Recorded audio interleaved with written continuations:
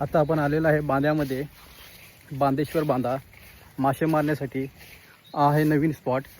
आणि 2 शिकारी पुढे चालत आहे आणि मी तिसरा लहान शिकारी. मासे गरवण्यासाठी आम्ही कोकणात आलेलो आहे बांदेमध्ये. तर बघूया काय होते. ही बघा नदी, बांद्याची नदी, आणि हा असा जंगल आहे. ह्या जंगलामधून जायला लागते आपल्याला मासे मारण्यासाठी.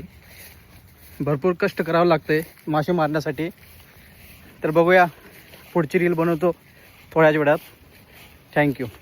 ही आहे बांद्याची नदी आणि ही बांद्याची काठ.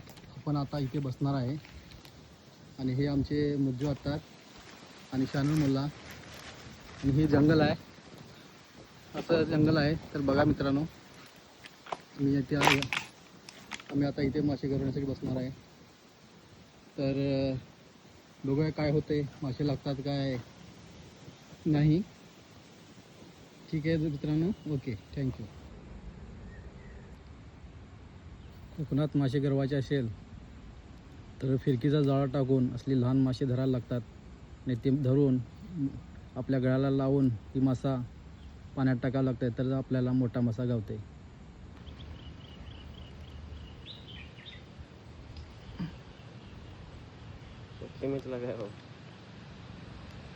माशाल्लाह, छोटी मच्छी को बड़ी मच्छी तांबोशी ही लग चुकी है.